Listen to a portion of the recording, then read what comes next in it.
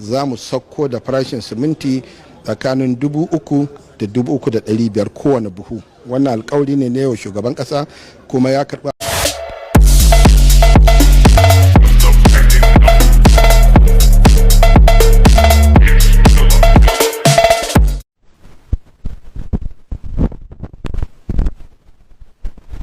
To alhamdulillahi, na farko dai ina godiya ga Allah da kuma His Excellency Mr. President da ya bani dama na zo na ganshi in tattauna da shi game da abubuwan da muke yi game da harkokin cinikayyarmu.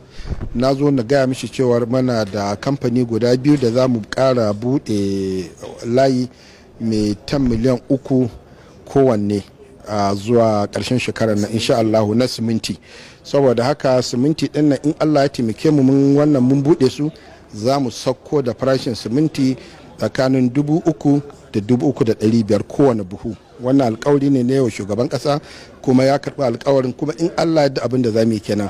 Wannan yana faruwa ne saboda misali yadda shugaban kasa yake kokari ya ma'amala da 'yan kasuwa da irin kuma kokarin da yake ya zama cewa Najeriya sun samu price na abubuwa soko, kuma alhamdulillah in Allah da za mu kokari mai wannan. So ne mishi wannan alkawarin, kuma na roke shi ya zo ya bude mana kamfani, kuma ya yarda zai bude mana. In Allah ya yarda, in aka bude za mu sako da wannan farashi zuwa Disamba karshen shekara insha Allah.